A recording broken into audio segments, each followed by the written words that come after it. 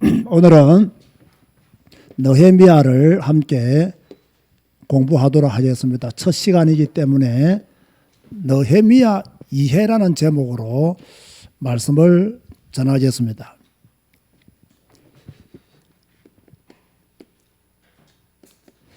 원래 히브리어 원전에는 에스라와 느헤미야가 한 권의 책으로 그렇게 기록이 되어 있습니다. 그런데 이 에스라와 느헤미야가 한 권의 책이었는데 라틴어 성경어로 번역할 때 이것을 두 개로 나누었습니다. 자, 이걸 이해하시기를 바라고요. 이렇게 되다 보니까 저자의 문제가 생기는 거예요.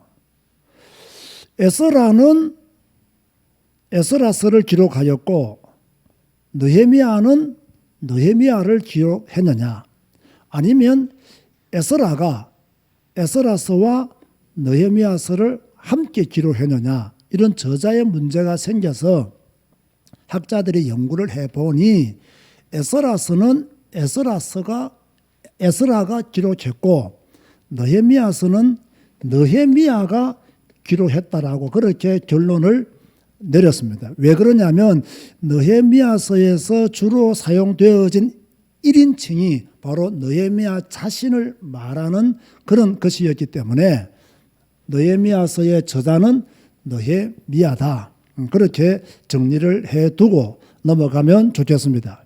자, 여러분이 아시다시피 제1차 포로 귀환 지도자는 누구였죠? 스룹바벨. 2차 포로 귀환자의 지도자는 에스라. 3차 포로 귀환자들의 지도자는 바로 오늘 우리가 배우게 되는 느헤미야가 제3차 포로 귀환자의 지도자였죠. 자, 그렇다면 1차 포로 귀환자들이 주로 했던 일은 무엇입니까? 돌아와서 성전을 건축하는 일을 했고, 2차 포로 귀환자들이 돌아와서 했던 일은 뭡니까? 신앙을 개혁하는 일을 했다라고 제가 말씀을 드렸고요. 이 느헤미야가 돌아와서 주로 했던 일은 크게 두 가지인데, 하나는 예루살렘 성벽을 재건하는 일이었고, 또 백성들의 신앙을 재건하는 일을 느헤미야가 했다라고 보시면 됩니다. 그러므로 느헤미야서의 주 내용은 성벽 재건과 신앙 재건, 이 두 가지로 나뉘어질 수가 있죠.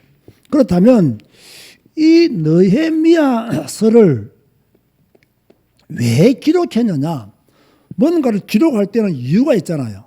뭔가를 기록할 때는 남겨야 될 이유가 있기 때문에 이 책을 기록하게 되는 것인데, 느헤미야가 이제 돌아와서 이스라엘 백성들이 유대 땅에서 정착을 하고 예루살렘에서 정착을 하고 또 이제 성전도 지어졌단 말이에요.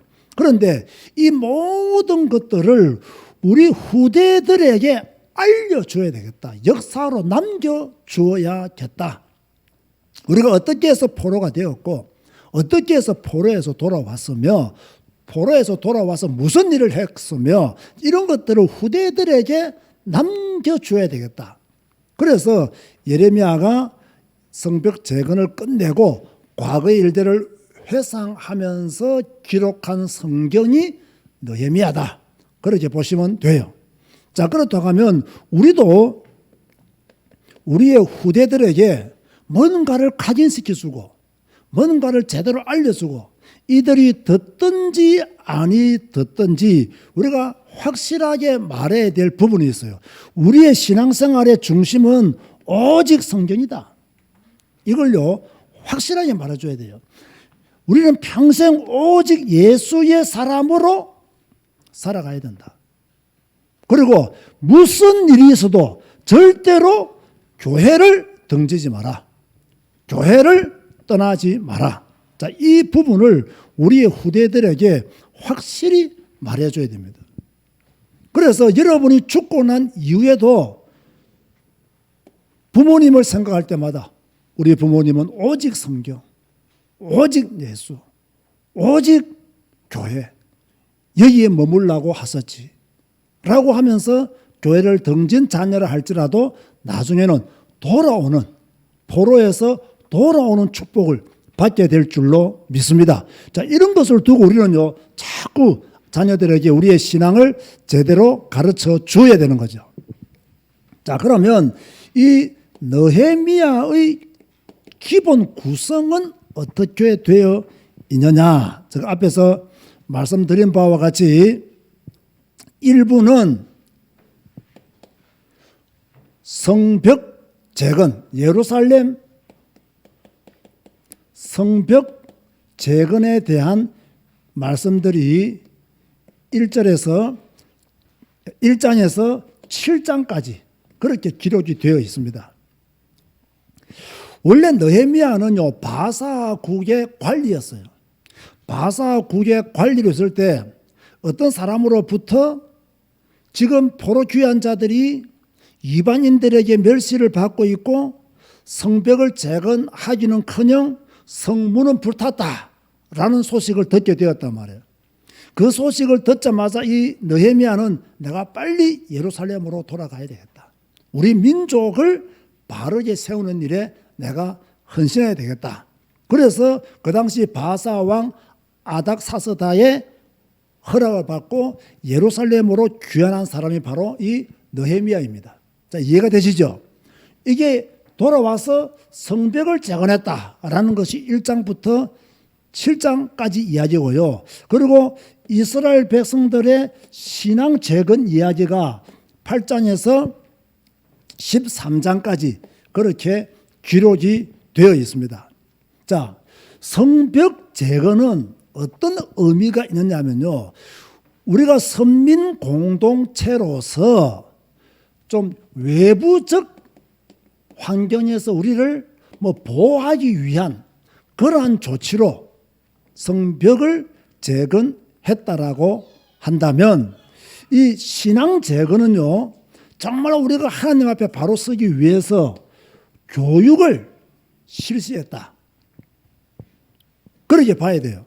왜 그러냐면 그 당시 돌아온 자들이 이방인들의 생활 습관에 완전히 동화되었거든요. 이방인들의 생활 습관에 완전히 동화되어 버렸어요. 돌아온 사람들 중에서는 남은 자들이라고 했던 그들이었지만 그들 중에서는 또 이방인에게 동화되었단 말이에요. 자, 여러분 보세요. 모세의 섬김으로 말미암아 이스라엘 백성들이 애굽에서 나왔어요. 그리고 모세는 죽고 여호수아의 지도하에서 가나안 땅에 들어갔습니다.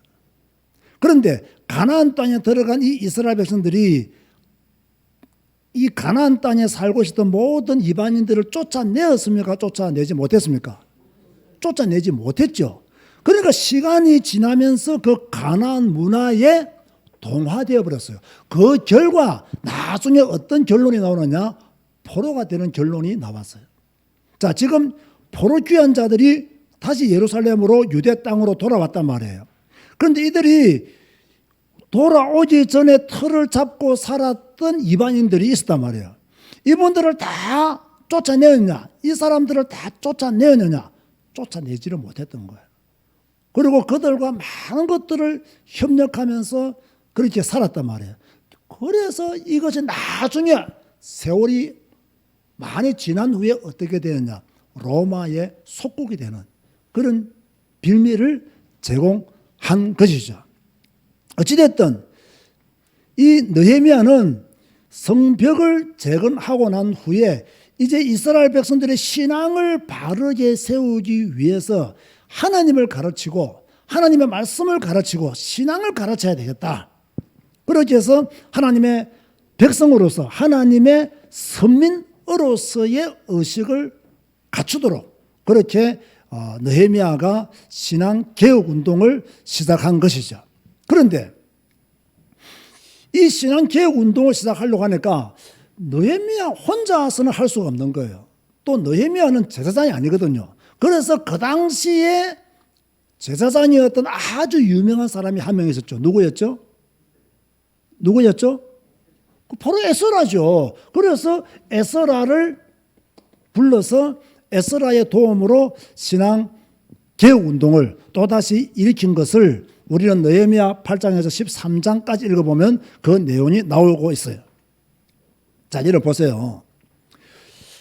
지금 우리 가운데서도 뭐 개혁해야 된다, 우리가 그렇게 외치는 분들이 있어요. 뭐 좋은 말씀이죠. 바르게 가자, 바르게 하나님을 믿자, 바르게 신앙생활하자, 바르게 전도운동하고, 바르게 성경적으로 복음운동하자, 이렇게 외치시는 분들이 있어요. 물론 저도 그렇게 외치고 싶고요. 그런데 보세요. 개혁이 성공되기 위해서는요, 첫 번째는요, 외치는 자가 있어야 돼요. 지금 우리의 모습은 성경적으로 잘못되었다, 성경적으로 틀렸다, 하나님이 기뻐하시는 것이 아니다, 외치는 자가 있어야 돼요. 그런가 하면요, 이 외치는 자가 있으면 여기에 동참하는 자도 있어야 됩니다. 맞다, 지금 우리의 모습을 보니까 성경적으로 옳지 않다, 복음적으로도 유익하지 못하다, 우리가 전하는 복음과 삶이 같지가 않다, 이렇게 삶이 무너진 복음은 올바른 복음이 아니다 라고 동참하는 자가 있어야 돼요. 그런데 동참하는 자가 많으냐 적으냐, 제가 볼 때는 적습니다. 왜 그런 줄 아십니까? 이미 타락했기 때문에, 이미 돌이킬 수 없는 자리로 다 돌아갔기 때문에 다시 회개하고 돌아오기란 쉽지가 않습니다. 왜? 모든 것을 내려놔야 되거든요. 모든 것을 버리고 하나님 앞에 결단해야 되거든요.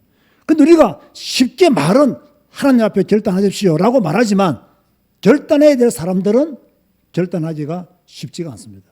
그러니까 동참하는 세력이 많지가 않습니다.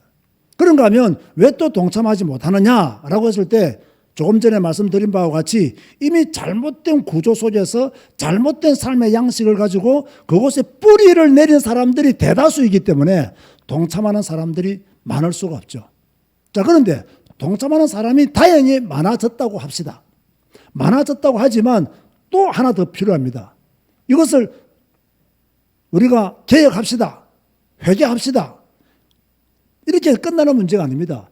여기에 걸맞는 뭡니까? 조치, 어떤 행정, 그런가 하면 법, 이런 것들이 따라가야 됩니다. 어떤 규정들, 제가 말하는 어떤 시스템들, 이런 것들이 따라가야 돼요. 그래야 완성할까 말까 합니다. 우리가 에스라서를 보고 느헤미야서를 잘 보면요, 요 세 가지가 되어졌어요. 그래서 이 세 가지가 되어졌음에도 불구하고 이 개혁이 오랫동안 지속되어졌느냐? 얼마 가지 못합니다. 왜? 또다시 세상에 물들고 이방인과 생활을 같이 하고 동화된 삶을 사는 사람들이 시간이 지나면 또 자연스럽게 늘어나게 되어 있어요. 참, 그래서 우리는요, 정말로 하나님 앞에 바로 서지 못하면 세상에 물들 수밖에 없다. 저는 이 느헤미야서를 읽으면서 또 에스라서를 우리가 읽어오면서 공부하면서 느낀 게 뭐냐면, 내가 세상에 살지만 세상에 물들지 않는 사람이 되는 것이 이처럼 어렵고 힘들구나. 내가 세상에 살지만 이곳에 물들지 않고 사는 것이 그리스도인의 삶인데 이것이 정말로 어렵구나. 나 자신을 봐도 어렵고요. 또 여러분도 아마 정말 우리는 마음 중심으로는 하나님의 영광을 위해서 살고 싶잖아요. 주님의 뜻을 위해서 살고 싶잖아요. 정말 그분 앞에 깨끗한 자로 살고 싶잖아요. 그런데 이게 안 되어질 때가 많이 있음을 고백하지 않을 수가 없잖아요. 그런데 그래도 다행인 것은 그런 양심이라도 가지고 있는 것에 대해서 우리는 감사해야 됩니다. 이 양심마저도 마비된 사람들이요, 있을 수가 있기 때문이죠. 자, 그렇다면 이 느헤미야에서 그 핵심 단어는 무엇이냐? 또 몇 장이 중요하며 몇 절이 중요하냐라고 했을 때, 자, 그럼 여러분 생각해 보세요. 이 느헤미야서 딱 이렇게 생각하면요, 무엇이 핵심 단어겠습니까? 여러분 잘 지금 설명한 것처럼 성벽 재건이 핵심 단어예요.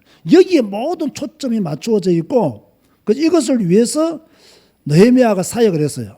그런데 성경 보면요, 이 성벽 재건이 52일 만에 완성됩니다. 기적적으로요, 완성돼요.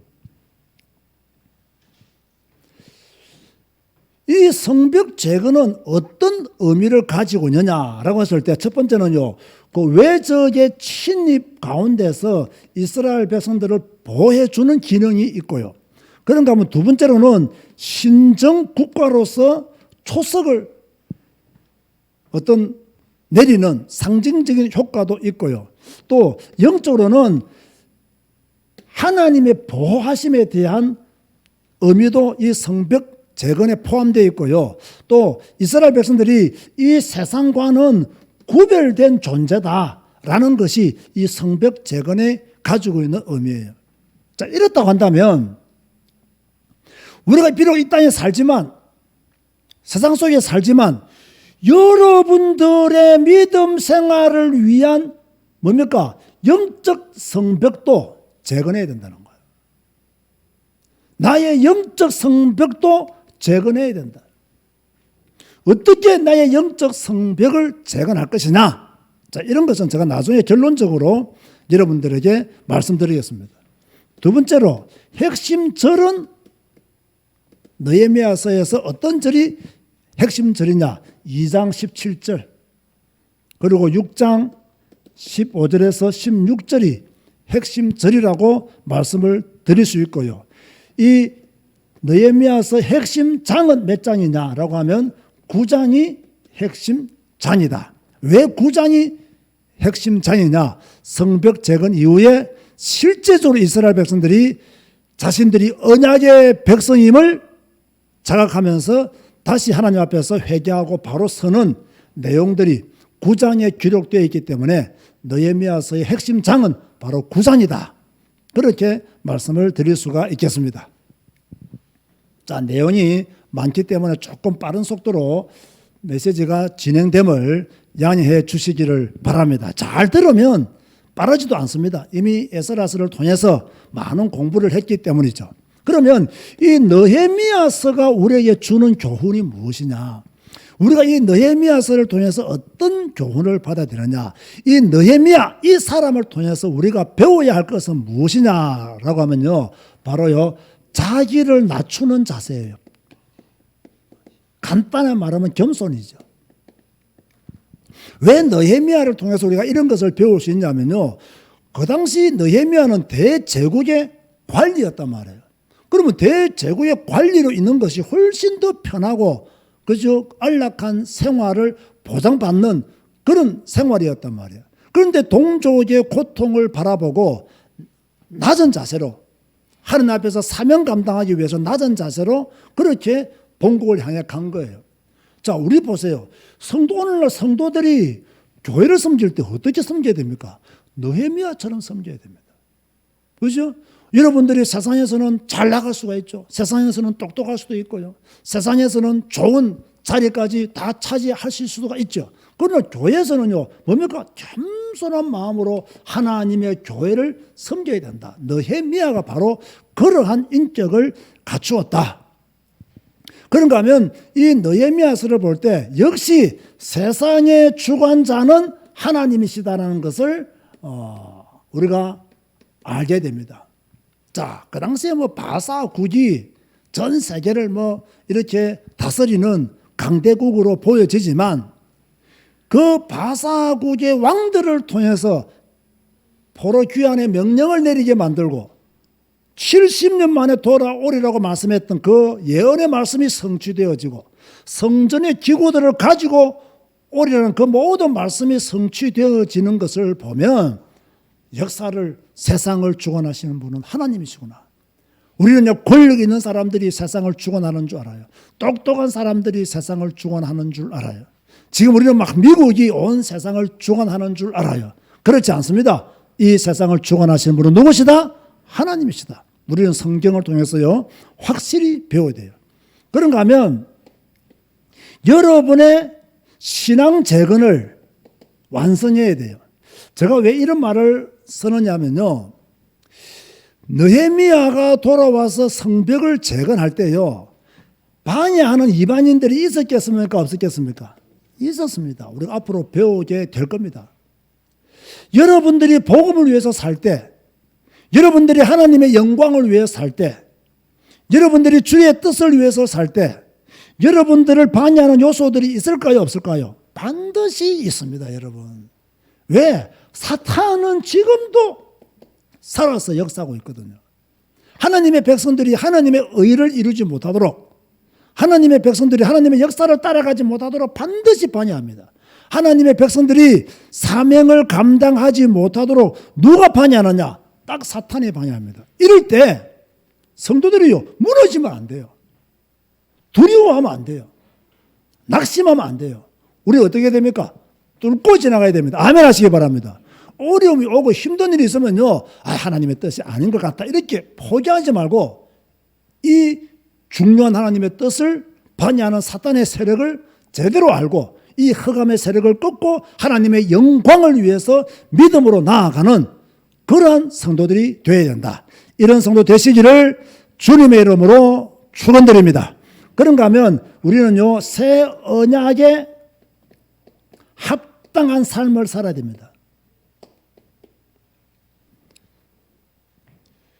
느헤미야와 더불어서 에스라와 더불으면서 신앙개혁 운동을 일으킨 이들은 우리가 진짜 하나님의 백성이구나, 우리는 하나님의 선민이구나, 나는 하나님을 떠나서는 아무것도 아니구나, 내가 하나님 안에 살 때 가장 복 있는 사이의 삶을 사는구나, 나는 이제 하나님을 떠나지 않을 것이며 하나님의 언약의 말씀을 지킬 것이며 내가 그 안에서 나의 행복을 찾아내겠다. 그러면 새 언약에 합당한 삶을 살아야 돼요. 우리도 마찬가지죠. 이 시대를 살면서 우리 주위에는 예수 믿는 사람보다 예수 안 믿는 사람이 훨씬 더 많습니다. 우리 주위에는 예수 믿는 사람이 성공을 거둔 것보다 예수 안 믿는 사람이 성공을 거둔 케이스들이 훨씬 더 많을 수가 있습니다. 여러분들이 잘못 판단하면 예수 믿는 사람들은 찌질해 보이고 예수 안 믿는 사람들은 화려하게 보일 수도 있습니다. 전부 다 잘못 판단하는 것입니다. 틀리게 보는 것입니다. 내가 비록 불신자보다 나은 삶을 살지 못한다 할지라도, 내가 비록 불신자보다는 화려한 삶을 살지 못한다 할지라도 나는 언약의 백성이다. 아멘 하시기 바랍니다. 나는 하나님의 백성이다. 그러면 나는 나의 정체성을 분명히 하고 하나님의 백성답게 살겠다. 나는 언약의 백성으로 21세기 남은 자가 되겠다. 그런 교훈들을 우리는 느헤미야서를 배우면서 여러분들이 얻어야 되는 거예요. 자, 결론을 말씀을 드립니다. 제가 앞에서 잠시 말씀을 드렸습니다마는 우리 모든 제자교회와 언택트 교회 성도들은 믿음의 성벽을 든든히 해라. 세상이 악하다 이 말이에요. 외부의 침입을 막을 수 있도록 믿음의 성벽을 든든히 해라. 하나님의 나라를 이룰 수 있도록 믿음의 성벽을 든든히 해라. 하나님이 나를 보호하실 수 있도록 영적으로 무장하라. 나는 어떤 경우에도 세상에 물들지 않고 구별된 남은 자가 되겠다. 이런 결단들을요, 여러분들이 하셔야 돼요. 저 아까 말했잖아요.